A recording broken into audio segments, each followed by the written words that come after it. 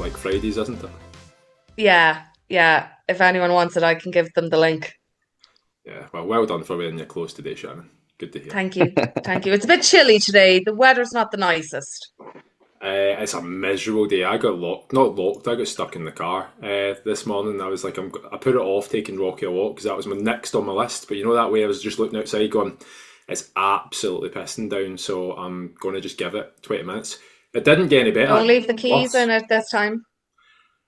It's fine leaving the keys in it when you're in it, as long as you're not in it all day. But yeah, thankfully the battery didn't die again. Did you hear about this, Gary? Didn't. Oh, Kyle, go on and tell him. You make it out as if I'm like the first person whose car's batteries died at some point. Like it's No, it's just funny because it's you. I picked Jen up on whatever it was Friday night, or Saturday, whenever it was, can't remember. It doesn't really matter. And when she got out of the car, there was a scramble to get Finn out the car. Rocky was in the car. There was shopping to be had. So literally opened the door. Rocky's going sprinting to the door. Like Finn's going sprinting to the door. Like there's a main road beside us. So I was like, "Fuck! I'm out the car. I need to make sure that everybody's like proper demoed, making sure everybody's in the house." I went and got the messages from the car, and just literally that was fine. Woke up the next day, was meant to go a run at 6:30 in the morning, meet my mate. I was meant to leave at 6:30, meet him at 7. I put the I went to put the well, I didn't have to put the keys in the car because the keys were still in the car. I went to go and turn it, and it just wasn't coming on. It was like no bueno. So there was that awkward message to my mate going, "You might be on this run yourself this morning." I would say thankfully came and still we just done the run round my bit and got a wee bit of a jump start. But like, God forbid you're honest in the group and said that this is what happened because now it's currently held against me. That's what you get for being a fanny. Yeah, that's you told by Gary. Right, Gary, any particular moments this week that you've been a fanny? Um, Pretty much every day, if I'm being perfectly honest with you, mate. I'll tell you what though, right? This isn't me being a fanny, but do you know what I had to do yesterday for my squats? And it's the first time I've had to do it in years. I had to look at the old knee sleeves. You forget how good they feel. They feel great. They definitely help. But I also forgot how bad my knees can feel when I'm starting to lift heavier. Yeah. Um, how, what I was going to say, what weight do you start to feel them at? Do you just feel them straight from the start, or what weight? When I'm body weighting, I can feel genuinely like it's the instability of the hypermobility. So it takes me a wee bit longer to actually get my knees warmed up. But yesterday I wasn't blessed with time, so my warm ups couldn't take as long as what I was hoping. So I was like, fuck it, knee sleeves. And I was just doing kind of single reps, 60 kilo, 80 kilo, 100 kilo, and then working set at 112 and a half. So I just put them on at 100, like, because body weight 60 felt okay. 80, I was like, meh, I'm not going to risk this anymore. And it's not sore, like, it's not an excruciating pain. I think one of my issues is going too deep in my squats. Do you know what I mean? So if I can, when I put the sleeves on, they limited my depth because I was able to feel the knee sleeves essentially getting tighter, getting snugger, pulling, and I was like, right, okay, I'm low enough. And when I looked at the video back, the difference in depth between knee sleeves and non-knee sleeves is about 5 inches, like 4 or 5 inches. It's quite substantial. I'm still well below parallel, but I feel it's more so when I go too deep into my squat, and it's from coming out of the hole at the bottom of the squat that I just feel my tendons and stuff going, fuck you, mate. It's been a long time since I've actually seen your squat or looked at it properly, but typically the issue you have for most people when you go too low or hypermobile or whatever that looks like at the bottom is you need to rock yourself slightly to get back out of the hole. So when you're rocking yourself, typically there is a wee bit of over flexion of the knee, and the biggest issue with any movement is just not being tight in it. But if I were you, I would probably just fucking rattle knee sleeves on for probably the next 6 months of your training and just keep that super consistent, and then your nervous system will get used to that range of motion. Have you ever tried the double or triple ply knee sleeves? No, Oh, no, I have not. mate, unreal situations with that. What is that like having a fucking trampoline on your knees and it just springs you back up? I've never felt I've never felt as good as having those, man. I see if I could play five a sides with them on. I tell you what, like they're tremendous. I think that was the first time I squatted 200 kilos. I done with that, and I literally went from like I think my one rep max was like 170, 180. I put them on, and 200 just bounced up, and I'm like, I can understand why people get into equipped lifting. So see when you Mhm. see like four with the deadlift suit on, and like see with bench presses with like the bench press slingshot stuff, I'm like, it is a completely different effect at all. Like the slingshot when you put it on for bench pressing, like you can take it. I think at the time I was took like 20 kilos more than my one rep max, and you take it down and you're expecting it to be like really difficult to push, but fucking thing's bouncing off you, and I'm like, I might hide this under a t-shirt or a jumper and like put a wee video up going, "There's Kyle bench press 200 kilos." Aye, you just get a fucking trampoline on your chest helping you get it back up. But it did, it felt good. It felt good, mate. My squats are feeling good. I'm ready to get back into running as well, which I'm excited about. The only thing I'm lacking with at the minute is energy because You baby don't, in the house. mate. At this point, you don't even need to say because we know. Baby in the house. Do you have a Eh, child? I do, did you not know? No, I didn't. I thought you liked blue yourself. Why do you think I look like a fucking hobo? Don't answer that question, Shannon. Um, You're from Scotland. Shannon, Hey. wow. You've got a wee bit of an update on the old cyst surgery, do you? Yeah, 2 weeks time, the bad boy's coming out. So excited. Do you get to put it on like your mantelpiece? I hope I get to keep it after they examine it. Because they're going to take it away to examine it because they still don't know what it is. That's positive. Yeah, So could be fucking riddled with cancer. We don't know. I mean, if you don't say it out loud, then like there's a chance it might not happen. But now you've said it, there you are. Do you know when my mate told me this? Remember Jamie, who we had on the podcast before after he went for his surgery? Yeah. When he went for his surgery, they kept his what they cut out of him, and he woke up and it was fucking sitting next to him on a tray. Ha. Yes. That might potentially Oh, happen for you, Shannon. Just a big nasty cyst on the table next to you. yeah. My friend was similar enough for a similar surgery as your friend, and he got to take his away in a plastic bag. I thought that Yeah, was the strangest thing in the world. it's mental. Yeah, Uh, yeah, but no, I won't get to do that because mine has to go to a lab because they can't make out what exactly type of cyst it is in the scans. In the yeah. millions of scans they've sent me for a year, they can't figure it out just yet. But they are also going to check for endo when they're in there because that's what I've been fighting for as well, being like, when you have me open, you might as well have a look and see if it's there.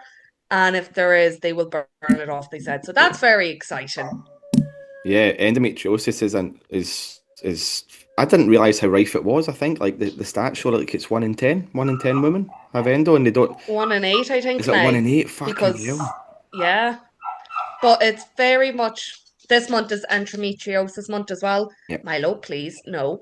Um, so like just hearing all the stories in the last week or so on local radios and all the events, I'm like, holy shit, I've never heard about this till you had that lady on the podcast.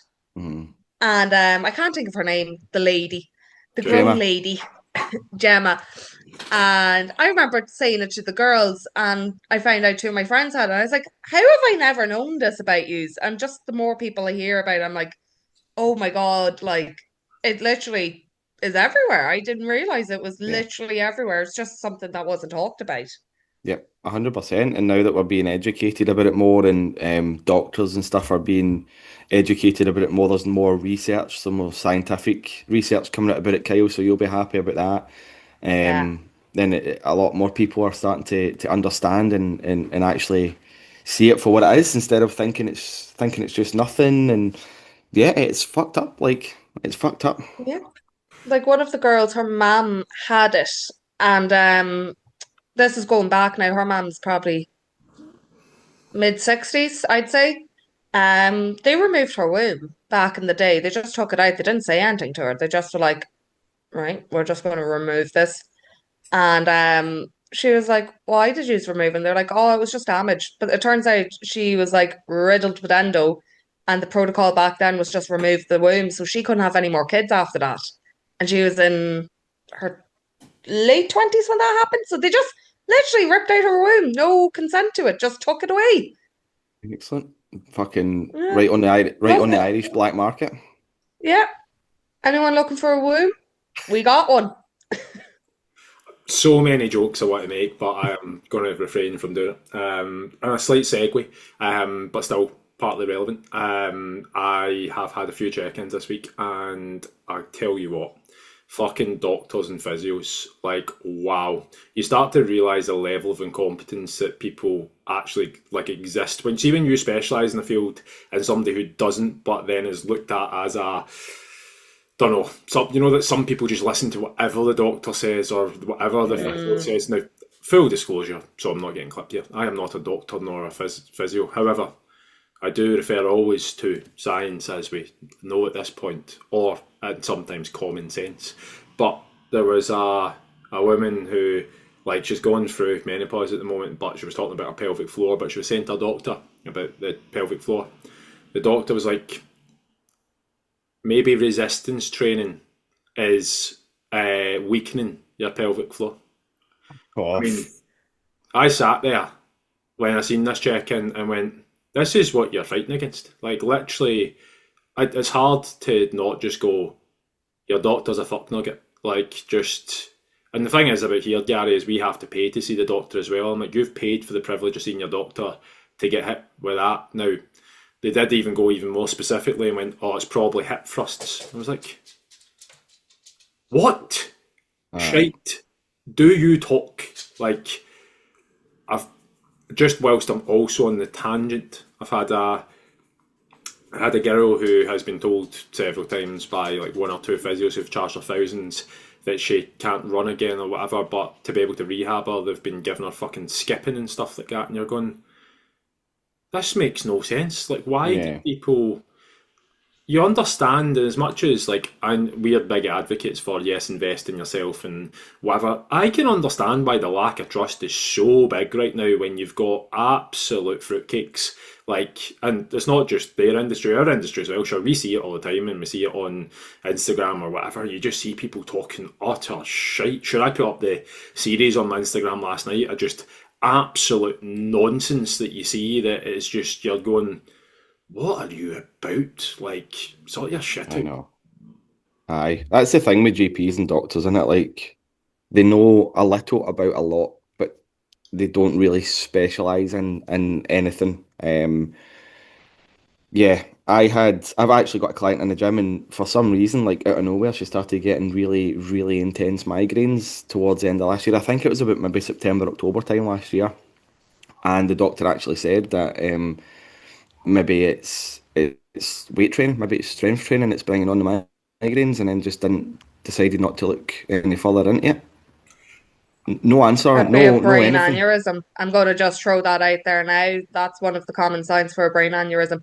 I know from my past trauma.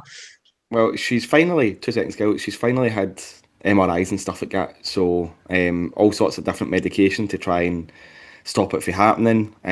But yeah, the fact that the doctor said it's probably been brought on by strength training and just left it at that is fucking mental to me.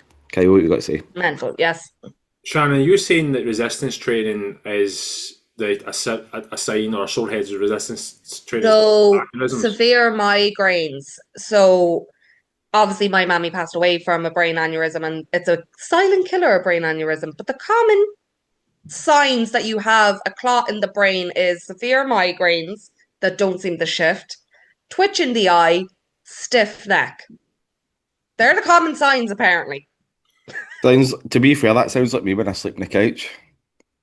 That sounds like me most weeks. I'm like, every time I get a migraine, I'm lying in bed going, I'm on my way out. I'll see you soon, ma'am. Like, I would also say they had common signs of being dehydrated or stressed as well, but mm. But Yeah, stress is also linked to it. yeah, well, we're all fucking in a state of stress, so we're all going that way anyway. It's just a matter of time. But like with a more positive and cheery note, let's move on. yeah. But Wait, yes, wait. she should definitely keep pushing for them. That's not normal for training to cause that. So she should No, keep going. 100%, Yeah. and that's something that we've been working on. She's back in the gym. She's taking things slow, and she's pushing for more tests and scans, etc. But anyway, hello everybody, and welcome to the BioFit with Us podcast because we've not Yes. fucking said it yet. No, and we're all medical doctors now today. Yes. I stand by the fact that I said I am not a doctor, not a physio, so you can identify whatever you want, but I'm standing true in the fact that You can in this world. You can identify with whatever you want to be. So I've decided I'm now a doctor. no, you decided, but you also then brought all of us into it, which is something you can't do in today's day and age. You said Gary, would no. you like to be a doctor today? I would like to. No. No? I Okay, am. well, it's I just me. wait. What I would like to say though is I am not a doctor. I just know more than them. Yes. Ooh, sassy queen. He's really sassy these days. So what I've taken from Shannon so far is the fact that if you've got a sore head, then you're dating an aneurysm. So there you Yeah, go, Shannon the doctor. that's me. I learned from the best from my doctors because that's what they told me. Just like when they said my cyst was just stress in my belly. Yeah. And I would. they were I just was. like, your mental health's not the greatest. So maybe that's just stress in your belly. Uh, That is one of the most ridiculous things I've ever heard. And I was just about to say to you, is this the same doctors that have scanned you a million times and they still don't fucking know what's going on? I love the healthcare system in Ireland. it's not just Ireland, Shannon. There's the healthcare system just about worldwide is abysmal. Because realistically, they can't just come out and say we don't actually know what's happening a lot of the time, and we just guess, and hopefully things fall into place. Yeah. I, Ironically, most industries in most places do that. Sure, there's Netflix documentaries just about everything. Oh, speaking of which, let's bring it. Did you watch it? Oh, Did oh, we watch what? Oh, I'm 45 minutes into the GLP-1 Ozempic, isn't it? That's what it's called, Ozempic documentary. oh, no, I'm on about a different one that launched last night. Shannon, before Oh. you open your mouth, see if it's not relevant to health, fitness, and something to do with like one of them. We're not going into it. We've had enough friendship before this podcast kicks off. So if it's not to do with health and fitness, park it and we move on. Somewhat health and fitness. Oh, it's fucking not, is it? Right, go on. The Manosphere. Oh, we watched that last night. Okay, brilliant, wasn't it? It's Louis Theroux's new one, Kyle. Have Yeah, you seen it I love advertised? him. I've seen the trailer for it, yeah. Mate, it is fucking wild. Like it is absolutely bonkers. The people that we are making One more famous shower. online are going to destroy this world. Right, here's my thought process on it. We are so conditioned right now not to have opinions on things. Like everything's meant to be accepted and everything's meant to be like participation and all that. See when people are strong in the sense that they're not right, but see when people are strong in an opinion, people are drawn to that because there's Yeah. literally no leaders anymore. Like, sure, I think I brought that up the other week that somebody said, should there be equality between teachers and students? I'm going, equality, man. I was bullied by not just the people around me, I was bullied by my teachers. There's no equality there. Like, that was fucking, like, I think when you see the likes of the people in there, there's one boy in particular, I forget his name, absolute fucking bottom of the barrel type guy. I see his videos all the time. He literally was talking about how he does keto diets and sit ups to get a six pack, and I'm like, mate, utter shite, utter shite. I agree, mate. I think it's the being so strong in your opinion that does draw people in, but I think at the same time um there's ways that you can go about it. These people are choosing to be controversial, they're choosing to be horrible, they're choosing to be nasty because it gets clout, and very open and honest about it. They To be admit it on fair, the show. yeah, 100%. It's all to do with clout. Um, yeah, let's not talk about it because we've got our own topic to talk about. We can talk about this when Kyle Well, he watches it. wants to talk about the Ozempic one, which I did finish as well. That was brilliant too. What do you think, Shannon? What did I think about it? What's your take? Uh, my takeaway from it, it is a load of shite. A load of shite. I understand the logics for it, but like the stuff that's coming out now from people taking it or the realization that like it's not a magic drug and you may actually have to do a little bit of work alongside it if you do want to drop body fat. It also affects your muscle mass. Apparently is having problems with bone density. All of that is all coming out now, and I'm like, yeah, we did warn people in advance, but no one wanted to listen. But even the likes of bodybuilders now are just using it for the sake of like it's quicker to drop weight. I'm not going to lie, it actually really annoyed me when what's his name came on it. Oh, bald guy, fucking see him guy. Did you watch it? But Not seen it yet, nah. what's his name? Completely gone. But there was a bodybuilder that comes in and he was talking about like how Ozempic can help you fight the hunger response. I'm like, Mm. man, we're literally looking at a guy who's, I'm not saying like his morals are his morals, I've no issue with it. He's very open and honest about it, fair play. But at the same time, like, you shouldn't really be taking, firstly, you shouldn't be taking education from a Netflix documentary in the first place. A Netflix documentary to me so far that's looked at 45 minutes in going, it makes it look very appealing to go on as Zempic rather than anything else. The second part to that is when this boy has come on, he's talking about how it blunts the hunger response, but he's also talking through the realms of bodybuilding. He's also talking about in a sport where he's juiced himself up to the fucking gills on everything, and he's talking about him being his own experiment. But I'm like, people look at that and go, "Well, he's in great shape, and he says it's sound." So yeah, 100%, we're going to go for it. Let me find out who it is. Let me see. As What's the not net? What's the documentary called? was Empic. Was Empic documentary? It's only 51 minutes long or something like that. It was a quick one, like. Oh well, I might be almost done it then, because I'm about 40 minutes in. I was more so because you don't need to watch it. I was listening to it in the car when I was going to pick Jen up, and it was about 40 minute trip. So it really annoys me that I can't think of the boy's name. But yeah, it does What look. did you take from it so far, Kyle? Well, I seen it on somebody's story. It was an ex-client of mine, and they had it up in their story, and I asked them, I was like, "Oh, what's this?" And they said, "Obviously, it's Ozempic." And they're like, me 5, 10 years ago would have been right in about this. And I looked at it, and I was like, "I'm going to give that a watch just to see what people are looking at." And I'm going, it actually does sound sexy. It does sound appealing. Mm. Remember that documentary about vegans, whatever it was, all the vegan supplements and how they started extracting blood, and apparently your blood was cloudy if you ate meat, and it was like super clear if you ate whatever it was. The Game Changers, that's what that was called.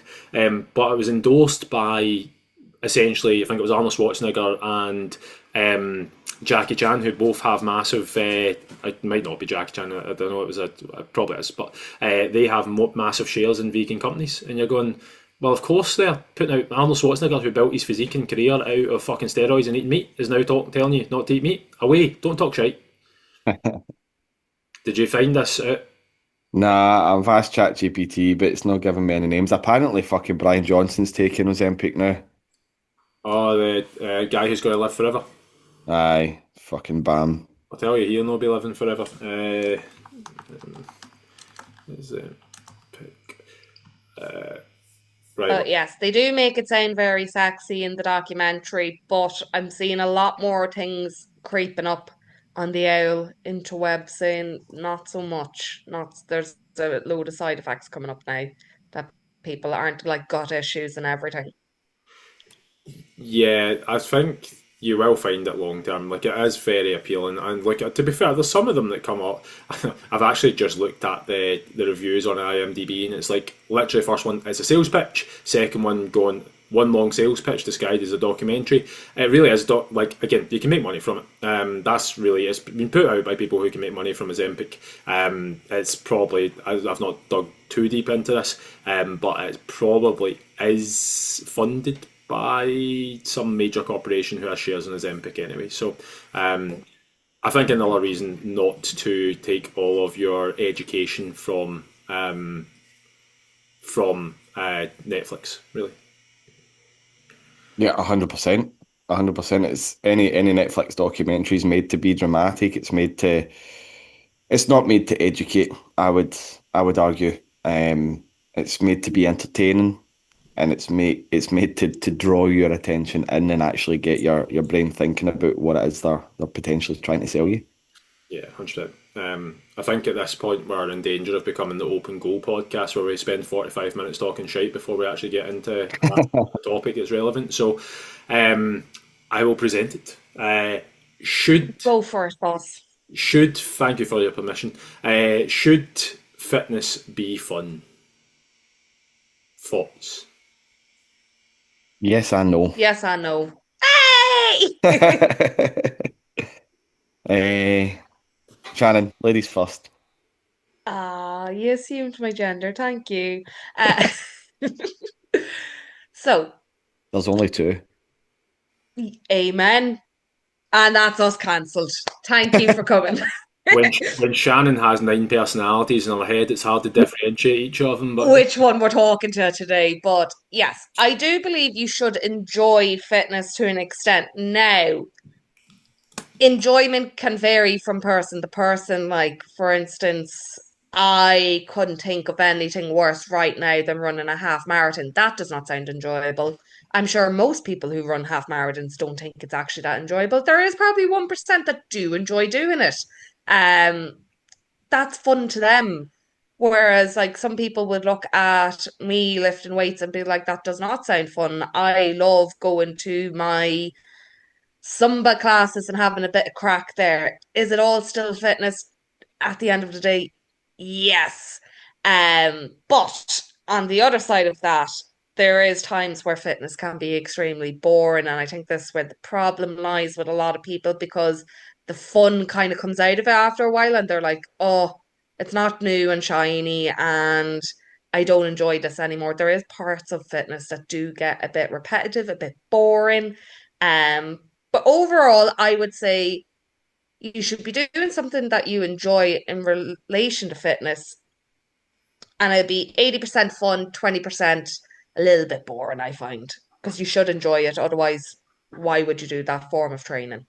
Yeah, and that's probably why a lot of people, in fact, it is why a lot of people don't see the results that they're maybe expecting or they're maybe wanting, is because they're always looking for the next shiny big thing, and they're not actually being consistent at doing the boring stuff that does get you results.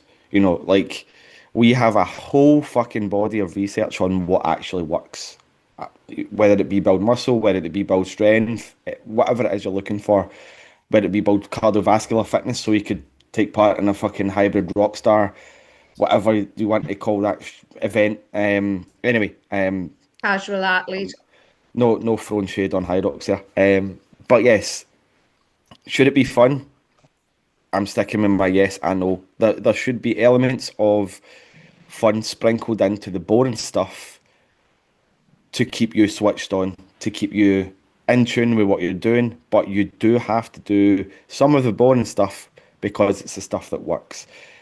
The amount of times that I've been in the gym with someone and we're in week 10 of our 12-week program right now, and people are like, oh, I fucking hate this exercise, it's boring, blah blah blah. But you still have to fucking do it if you want to develop your glutes. You still have to do it if you want to get a stronger bench press. There's shit that you still have to do that's going to be boring if you want to see the results that you want to see. But you should be sprinkling in elements of fun in there as well. Make sure you add exercises that you enjoy, not specifically for getting yourself to a certain goal. Add in certain exercises that you enjoy. Add in certain cardio movements that you enjoy. If you like golfing, play more golf. If you like swimming, go swim more. You don't have to go and run. You don't have to, go and sign up for a fucking couch to 5K. Do more of the shit that you enjoy, sprinkled on top of the shit that you don't really enjoy, but it works. Does that make sense? Yep. Boss man, what's your takes on it? I think it's outcome dependent. What do you want from fitness in the first place? Like, for some people, fitness might be the fact that they go and play five-a-sides with their mates once or twice a week, and that's their like aspirations. However, fitness for some people is I need to get rid of 10 or 15 kilos, or it could be I want to build some strength because I've got osteoporosis, or it could be whatever. So it really depends on what tool that we use to get us to where we want to be, and everything is just a tool. But if we look at like at the most extreme example, like if you only ever did what you done as fun in life, like most of us would be out of a job because there's parts of any job, no matter what it is, that you're not going to enjoy. There's parts of relationships you're not going to enjoy, but you can't take one without the other. To look at the good, you need to look at the bad. Like there needs to be an equal, there needs to be a balance. You look at anybody, like there's fucking millionaires who are like they're not having a great time because ultimately like there's an imbalance because not everything is always fun. And I think one of the biggest things that actually holds people back is the fact that they just chase dopamine and chase fun all the time because a lot of what is effective is mundane. I'll actually bring up an example of like Shannon's check-in recently where she's like, I want to change my training program. And I was like, what? But what do you want to change it to? You're at the point where it's not like you're the first year of your training where like we can just give you a brand new training program every 6 weeks and it's like there will be like stimulus enough to be able to adapt to. Like you're 2, 3, 4 years in with a really good training history behind you. What exactly is it about your training program that you want to see differently? Because unfortunately, it does get to the point when like things just they're not as exciting and fun, and that's the same with anything. Like they always say, like chemically, a relationship is the most exciting within the first 6 to 12 weeks. After that, like it does, the science behind it, it does die a bit of a death. So it's more of a case of what you take from that and what you embrace. The reason most people can't hold a relationship more than 6 or 12 weeks is they keep on chasing that same feeling. It's like you don't get that same feeling with anything. The novelty of everything dies off. But I do think there is an example of like motivation's going to fade. I fucking despise when people go, I need to be motivated after they've been in it for 8, 10, 12 weeks. I'm like, you're not going to have motivation. We're at the point where you just need to have habits in place that will make it less frictionful. Of course, yeah, I know I'm going a bit of a tangent, but of course you don't want it to be every single thing that you do is disgusting. Like I see some people, it's like they punish themselves. It's like I'm going to do split squats into 10 reps of 10, deadlifts into burpees into like a sprint. And I'm going, well, the reason you're never going to stick with it because all of that is brutal and disgusting. It's a punishment. But in the opposite end of that, like you can have wee guys doing like chest and biceps every day, and I'm going, I know you enjoy that, but that's also not going to work for you. Like maybe take a wee bit of both of them, put them together, and go, that's maybe what's going to get me to where I want to be. Yeah. Which is why we're here to educate, Shannon. Did my check-in trigger you for this topic?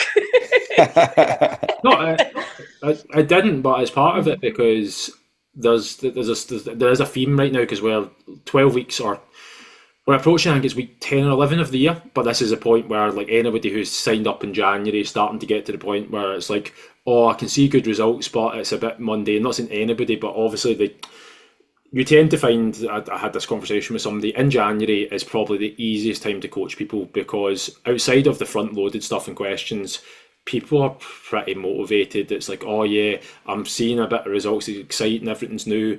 Tends to be 5 or 6 weeks in, people are like, oh, I want a new program, I want to change, like I don't want to eat like rice, potatoes and wraps anymore, I want to change it to like going out 7 days a week. And I'm like, well, the balance is somewhere in between here. But I think it's your check-in, yes, there's a point in it I'll brought up because you're in front of me, but what my point to that is, it doesn't matter who you are, we're not immune to the fact that we all want it to be fun and exciting. But for me, what becomes fun and exciting over time is actually okay, I'm going to rephrase that. What can be fun and exciting at the time? I play five-a-side football, it's fun and exciting at the time.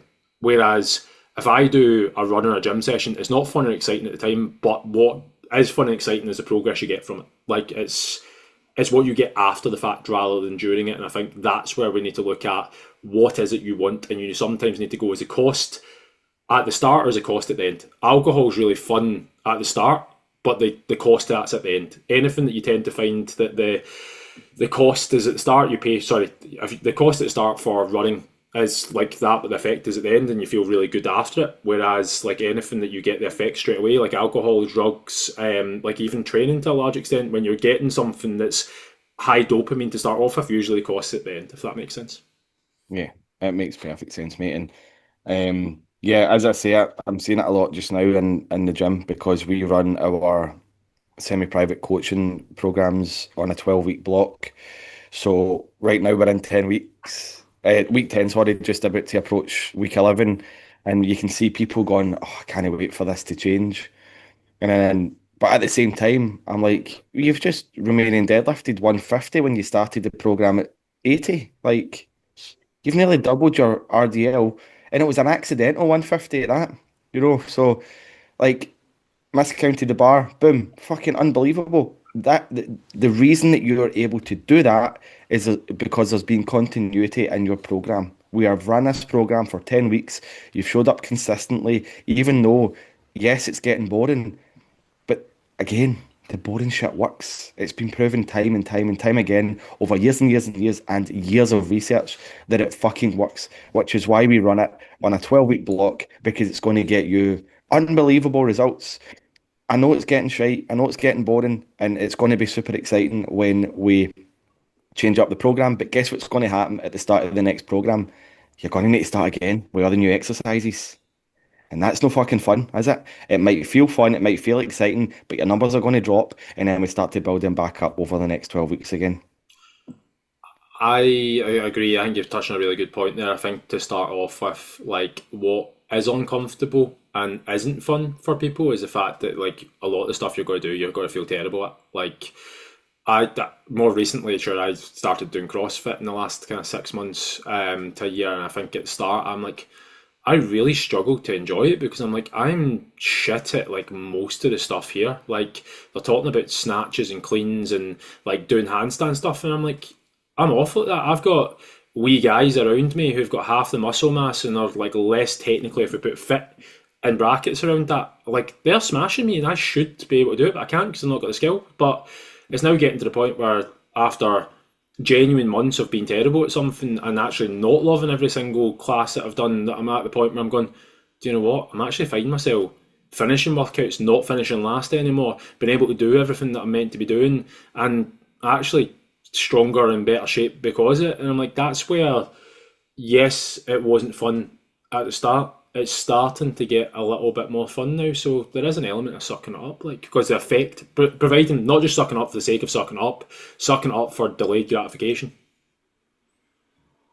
Fucking mic A drop. bit like your weight loss journey at the start, it's always really fun because you see the scales drop and see when it starts steadying and you're like, for fuck's sake. But you're still making moves.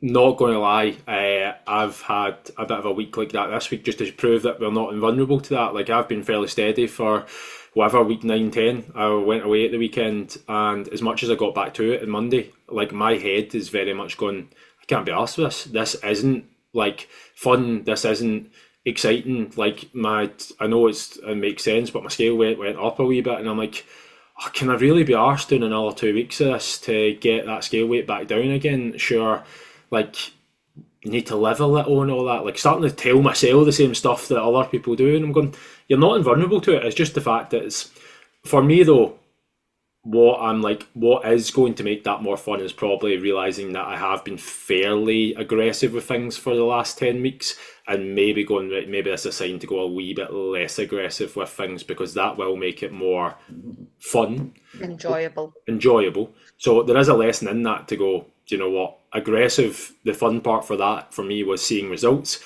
I'm at the point where I've seen a good amount of results, but to be honest, I'm probably not willing to go as aggressive for much longer. So I'm thinking, yes, maybe dialing that back a wee bit to start making it a little bit more enjoyable long term. So there is always parts in it that's a bit of suck, but also a bit of give and bit of take, whatever.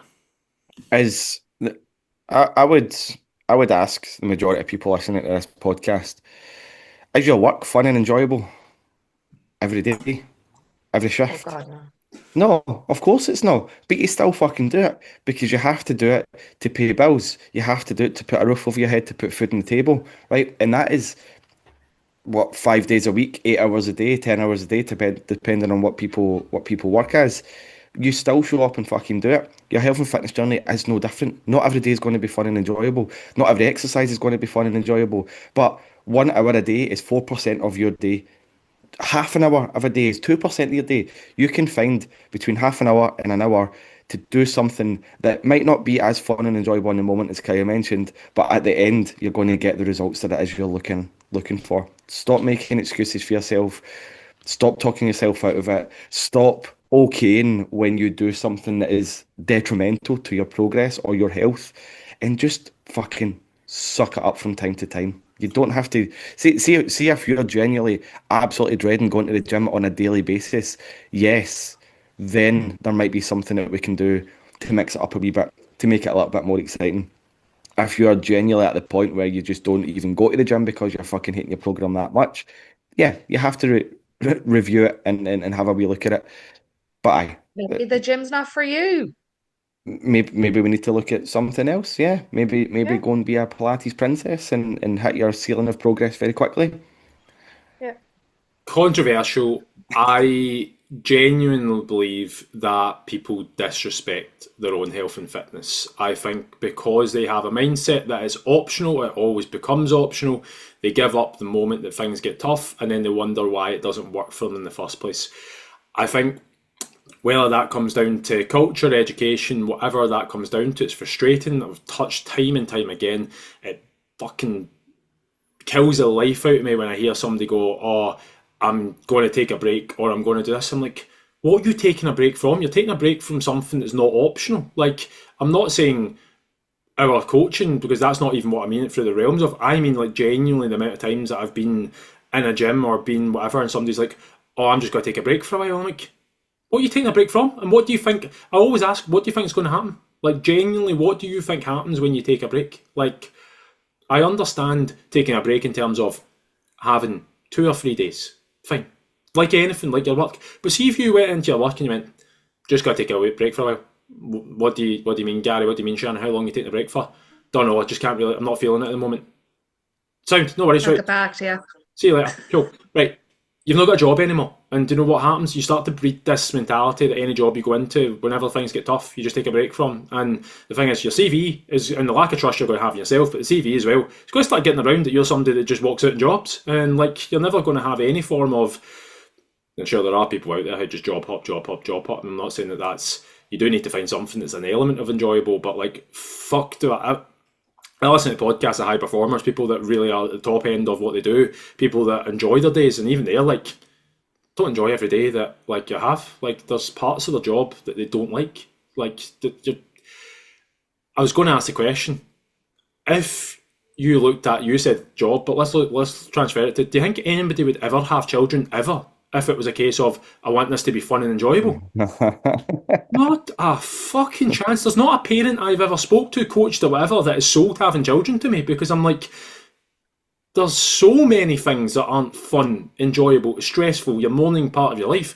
But at the same time, there's a bigger benefit. There's a cost to, don't say cost to not having children. I was without before Finn. I was like, I could have went the rest of my life without having children. But what I mean is, there's so much positives to having that. But the downside is the fact that not every day, some days I go, fuck if I done with my life. But at the same time, you make a decision, you charge on, there's benefits to it. Like, stop being a fucking wet wipe, going, oh, I'm not going to stick to the gym for more than a week. Like, do you know what? Give yourself 90 days, like a proper 90 days, you fucking reprobate you. Like, give yourself 90 days and go, I'm going to give this my all no matter what. Guarantee you, if you put your hands up at the end of 90 days and go, I spent time looking at what I wanted, planning a wee bit ahead for it, and actually put the program in place. Not saying that every day you need to be able to turn up at your best form. Not saying every day that you're going to have a perfect week. Turn up for 90 days. Guarantee your life will change. Fucking boom. Just like that, calling everybody Bam. out. I know, I'm probably going to have tons of hate mail now. Fucking come on. Well, I mean, I'm already getting DMs after saying there's only two genders, so it's fine. That's just for me. It's just fake out. I do have a theory on why people do see health and fitness as an optional rather than a necessary in their life.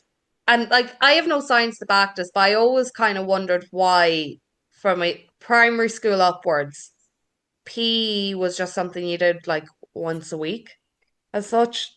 Do you know that kind of, it was just like this extra class you had to do, and usually PE was never good crack. So you've gotten that from, say, primary school upwards, and then you get into like college.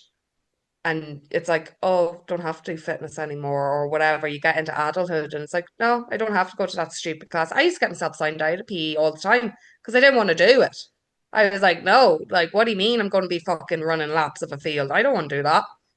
But if they gave us something we actually would be interested in, or a variety of different things that might spark interest in people enjoying PE from a young age and did it more regularly throughout the school year, I feel like more people would be into health and fitness. Right, so I'm about to go down a very deep rabbit hole here, so strap yourself in. Brian Johnson. Fucking yes. Brian Johnson, who we talked about on the podcast, the guy that's going to live forever. If you actually listen to his long form content, he actually says it's not the case where he's wanting to live forever, but what he wants to teach people how to do is cope with life better. But one of the things, so my theory is we've got to a point where we used to be so active movement, like everything was movement based. You had the hunt, you had the gallery, even works used to be all based on like industry based stuff.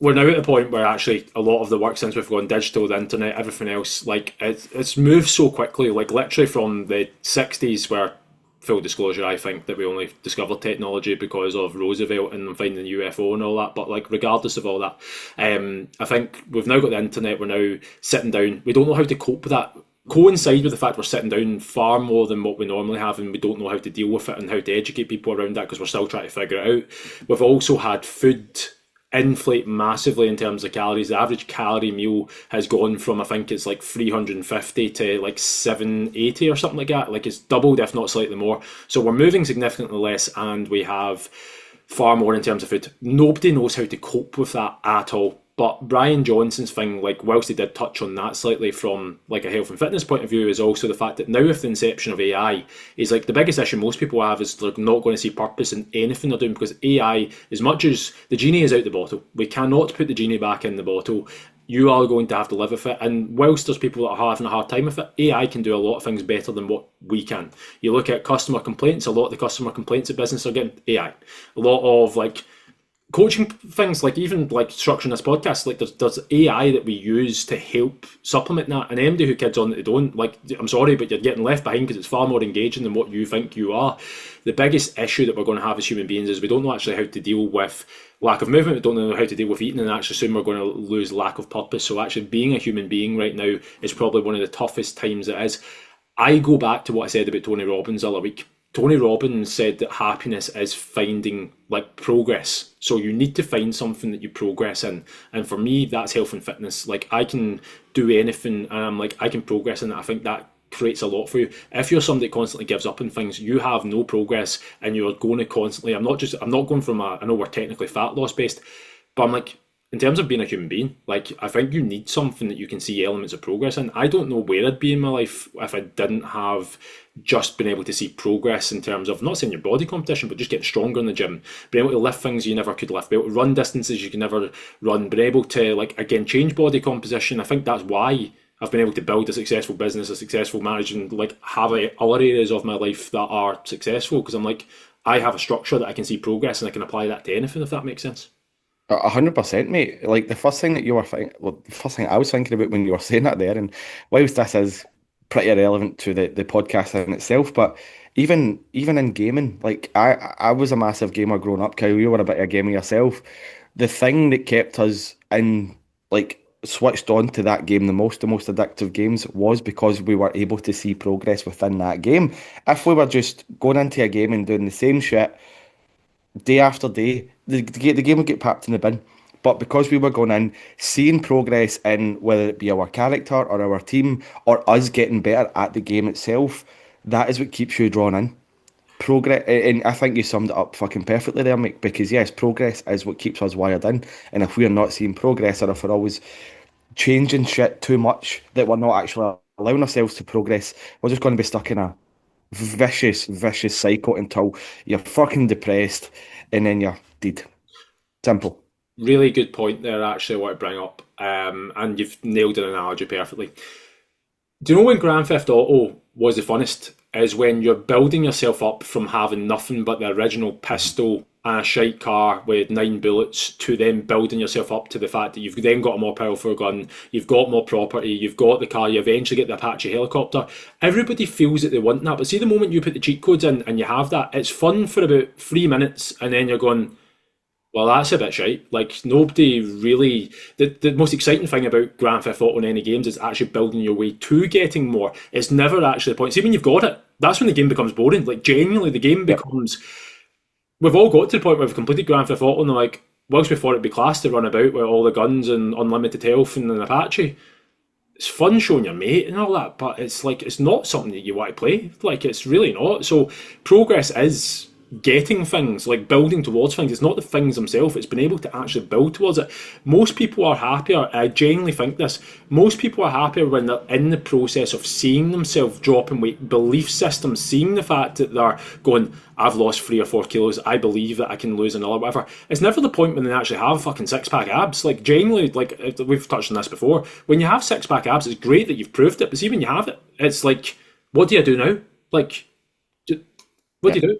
Like, I had a conversation. I know I'm going on a bit of a rant here, but I had a conversation with a client during the week, and he actually said because he's struggled after getting abs, like six pack abs. He's like, my issue is when I thought I got six pack abs, I thought all my problems would be solved. Like, genuinely said it out loud, and I was like, yeah, mate, you've got a lot going on in the background, and as much as abs and getting abs gave you direction, when you got abs and realised it didn't solve your problem, your biggest issue is where do I find progress now? You need to address other things. Finding progress in areas of your life is important, and I think it's always important to aim towards things. Yeah, 100%. So, shall we summarize?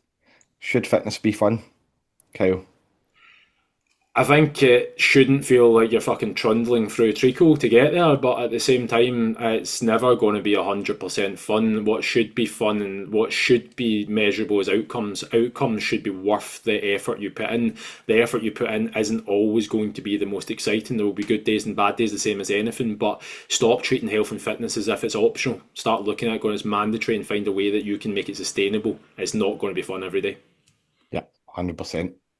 Just quickly on that, just using myself as a prime example here. Right now, I am not enjoying the gym, and it's not because of the program that I'm doing. I'm actually really enjoying the program. I just lack energy and drive at the minute because I just want to fucking sleep all the time. So I'm not actually enjoying getting myself up, showered, ready, going to the gym. What I am enjoying is the feeling of being strong again. What I am enjoying is seeing my numbers go up on a weekly basis.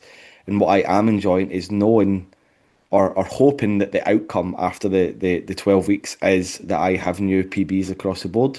And that in itself is what's keeping me engaged. It's keeping me switched on. Is it fun? No. It's fucking hard when I'm at the gym.